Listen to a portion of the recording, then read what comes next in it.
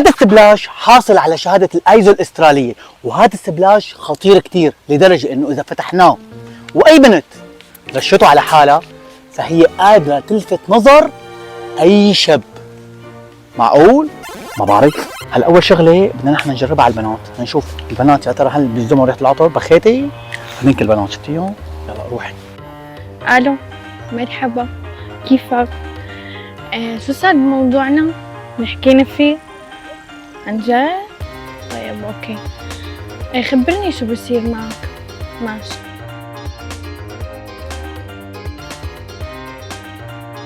شو حسيتوا انه اتاخذوا بالريحة؟ عن جد؟ هلا صار دور نشوف انه هذا السبلاش عن جد بيجذب الشباب. يلا يلا بخي. مرحبا، لو سمحت بس فيني بعرف قديش الساعة؟ ماشي